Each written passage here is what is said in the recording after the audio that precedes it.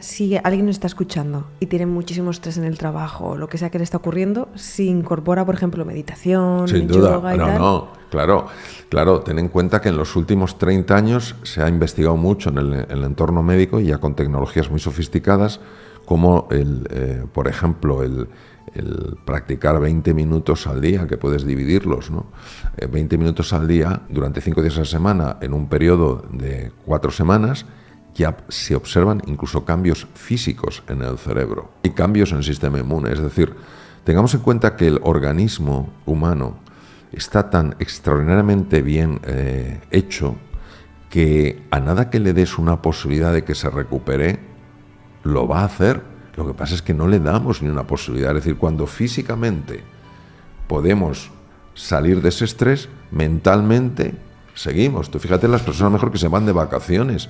¿Cuál es la expresión más común?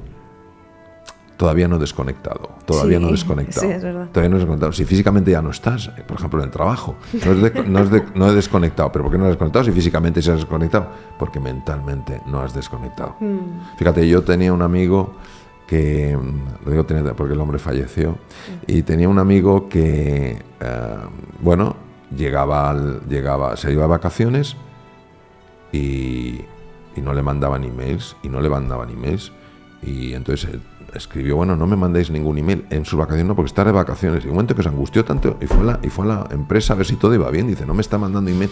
O sea, fíjate hasta qué punto estamos nuestra mente no nos da paz ni tranquilidad. Por eso, la mayor parte de los ejercicios que ayudan a eso son ejercicios que aquietan la mente. Por eso el mindfulness, las prácticas meditativas, shamatha, vipassana, todas las prácticas meditativas, pues han alcanzado semejante auge, ¿no? Porque van al punto que nos altera, y el punto que nos altera, la mayor parte de las veces, es un punto mental, no es un punto físico.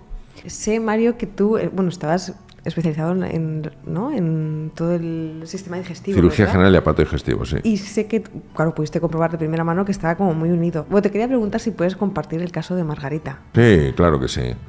Margarita es una situación real. Hay personas que creen que me lo he inventado. Es totalmente real, ¿no? Entonces, Margarita es la situación de una mujer que llevaba 3 años con dolor de estómago, que había visitado a muchos médicos, le habían puesto un tratamiento que era el adecuado y la dosis era la máxima, y que acudió a mi consulta no porque yo fuera nadie especialmente conocido, sino por un peregrinaje donde la mujer era inasequible al desaliento. Claro, después de 3 años, pues la mujer seguía buscando y se encontró conmigo. Y claro, me llevó un bloque de pruebas que me llevó 1 hora verlas, ¿eh? Y estoy muy habituado a ver ese tipo de pruebas. 1 hora. Y el resultado es que todo era normal. Pero claro, todo normal, la medicación lógica para su dolor, y seguía igual. Y entonces yo sencillamente, haciéndole preguntas, averigüé que tenía un problema afectivo con su jefe. Afectivo de que no soportaba a su jefe. Y le enseñé un abordaje para transformar esa relación, nada más. En 10 días se le quitó el dolor de estómago. Ostras. Cuando tú entiendes la fisiología de la ira, la fisiología del resentimiento, la fisiología del miedo, del perdón, del amor, etcétera, y lo puedes aplicar en una técnica sencilla, el efecto parece mágico. Ella misma, cuando volvió a la consulta, no daba crédito y dice, doctor, ¿cómo es posible que lleve 3 años tomando medicación, que no me ha hecho nada? A la dosis máxima, porque yo le dije que era la dosis máxima, ya quería que le subiera la dosis, porque no había medicación mejor en aquel momento. ¿Cómo es posible que se me haya quitado en 10 días? ¿Cómo es posible? Y claro, parece magia. Lo que tienes que entender son los mecanismos sutiles y saber cómo intervenir en ellos. Ese es el caso de Margarita. Y es muy interesante porque una mujer escuchó la historia de Margarita, llevaba años con dolor de estómago y solamente escuchándola se le quitó el dolor de estómago. Ostras. Fíjate claro. el poder de las palabras. Cuando uno entiende lo que le pasa, tiene ya la sensación de que lo puede gestionar. ¿Cómo vas a gestionar lo que no sabes? Es que te pasa. Claro. Pero cuando tú entiendes lo que te pasa, es impresionante. El propio cerebro, al entender lo que le pasa, es capaz de gestionarlo. O sea, la gente que medita está más en control, pero además incluso... Automáticamente. Automáticamente, o Claro. sea, físicamente ya te ha cambiado. Automáticamente. Joder, qué envidia, voy a empezar a meditar. Automáticamente, claro. Yo escribí un libro hace años ya porque yo sé que muchas personas encuentran dos resistencias frente a la meditación. La primera, que creen que la meditación tiene un nombre en inglés que se llama mindfulness. Hay muchas formas de meditación. Entonces, pero lo que se ha puesto muy de moda es el mindfulness, que es la mente plenamente presente. Y hay personas que encuentran una reacción de rechazo porque creen que es algo que tiene que ver con la religión. A favor o en contra, no tiene nada que ver, nada que ver. Es un entrenamiento mental, ¿no? Y por otro lado hay personas que ofrecen un rechazo o tienen un rechazo muy comprensible porque les parece absurdo que cerrar los ojos y no querer dejar la mente en blanco, eso es un error, sino llevar tu atención a lo que está sucediendo ahora, tus sensaciones en el cuerpo, tu respiración, no puede tener ese impacto. Parece absurdo. Y que por otro lado tienen un montón de pensamientos y que eso no les va. Entonces yo escribí un libro hace años que se llama Tómate un respiro, Mindfulness, el arte de mantener la calma en medio de la tempestad, y lo escribí para explicar por qué unos minutos de quietud afectan al cerebro y afectan al cuerpo, y cómo hay que evitar que ese flujo de pensamientos nos saquen del presente. Y es muy curioso porque personas que han empezado a practicarlo a raíz de eso me han dicho: Mario, me ha cambiado la vida. Me ha cambiado radicalmente la vida. Hay que superar esa resistencia comprensible. Primero, esto es o a favor o en contra de mi religión. Número 2, esto no tiene ninguna base científica. 3, es imposible gobernar mis pensamientos. Entonces, con una serie de pequeñas estrategias parecidas a las de Margarita, tú puedes darle la vuelta y empezar a tener los beneficios. ¿Crees que cualquiera puede hacerse fuerte mentalmente? ¿O tienes que pasar por X cosas para construir esa fortaleza? Yo creo que para construir una fortaleza tienes que pasar por experiencias que de alguna manera te desafíen y te ayuden a crecer. Yo quiero que imaginemos una persona, un hombre o una mujer que se quiere poner fuerte y va a un gimnasio. Tiene que levantar pesas. Si no levanta pesas, no se pondrá fuerte. Tiene que empezar con pequeñas pesitas, pero aún así las nota. No son tan fáciles de levantar. Y poco a poco va adquiriendo la musculatura. Naturalmente que nosotros podemos, de nuestros traumas, de nuestras heridas, generar una interpretación, una historia que nos limite o una historia que nos impulse. Fíjate que se ha hablado mucho del síndrome de estrés postraumático. Pues a una persona la roban por la calle a punta de pistola y cada vez que va por la calle se aterroriza, etcétera, etcétera. Pero no se habla a veces del crecimiento postraumático, es decir, de personas que a raíz de lo que han vivido han crecido y han evolucionado.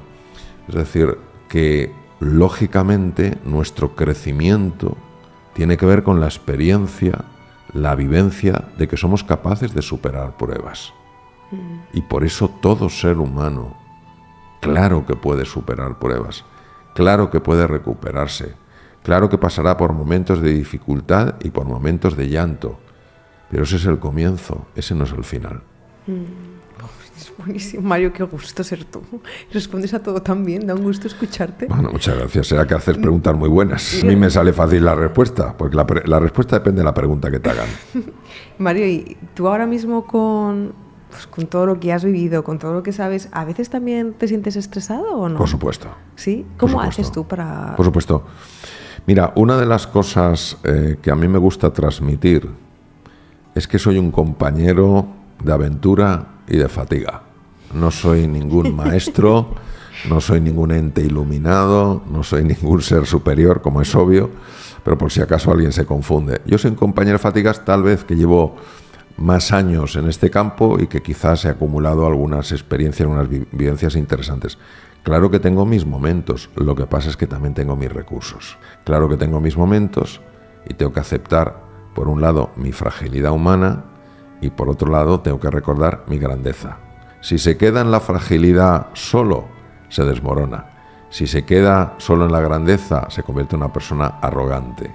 Cree que está por encima del bien y del mal y que eso no le va a tocar. ¿no? Que nunca va a pasar por momentos difíciles. Pero si reconoce su fragilidad y su grandeza, ante la fragilidad la aceptará de mejor grado, pero no se quedará en la fragilidad. En ese momento recordará su grandeza y se elevará. Y cuando tenga una elevación, cuando las cosas le vayan bien, esté experimentando su grandeza, también recordará su fragilidad y tampoco se le subirá eso a la cabeza. ¿Por qué crees que hay gente que le cuesta más salir de, por ejemplo, que se siente pues más frágil, o ¿sabes? Esta gente que igual se queda como en el pasado o en el trauma y le cuesta mucho dejar ir? Vale. ¿Por qué? Yo diría que son dos elementos. Por un lado, hay vivencias que son muy duras. Claro, es más comprensible que una persona lleve una carga afectiva negativa si no ha tenido una infancia adecuada, así sí la ha tenido. Entonces, eso es una parte. Pero hay otra parte que tiene que ver mucho con dos elementos. El primer elemento, lo que te dices a ti mismo. Una cosa es lo que te ha pasado y otra lo que te dices. Ahora pondré un ejemplo. Y en segundo lugar, de quién te rodeas. Una de las cosas más impresionantes, en un libro mío, Resetea tu mente, lo explico con más detalle, unas cosas más impresionantes que hay en el maltrato en la infancia, es que los niños maltratados llegan a interpretar, fíjate qué barbaridad, Judith, llegan a interpretar que si les pegan como lo hacen, es porque lo merecen. Llegan a pensar que en su interior hay algo que está roto, hay algo deficiente, hay algo que no merece ser amado, en lugar de caer en la cuenta que sus padres están mal.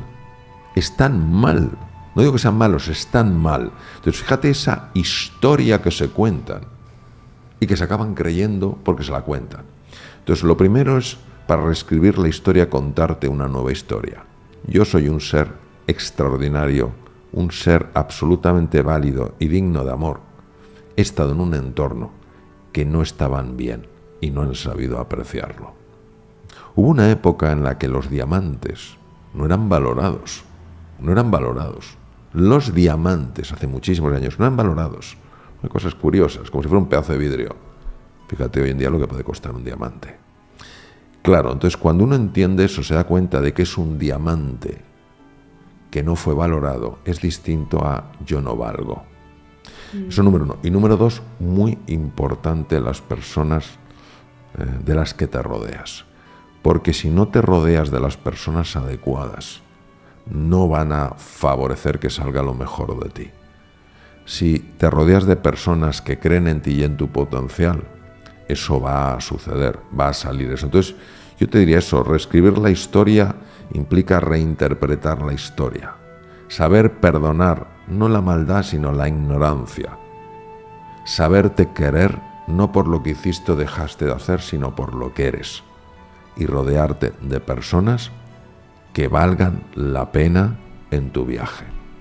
Las personas que solo te dicen las cosas que haces mal, que no llegarás, que eres demasiado joven o demasiado mayor, que te faltan títulos o te sobran títulos, etcétera. Yo no digo que no sean personas válidas, claro que son personas válidas. Yo no elegiría ese tipo de personas para acompañarme en mi viaje.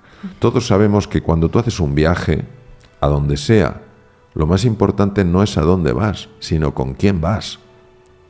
Pues el viaje más importante es el viaje de la vida. O sea, yo tengo muy claro que cuando me hago un viaje a determinado sitio, porque tengo algunos días libres, voy con personas con las que voy a estar súper a gusto. Voy a poder ser quien soy. No iría con otras personas que son tan válidas como yo, sin duda, pero no voy a estar igual de a gusto, porque no hacemos eso en el viaje de la vida.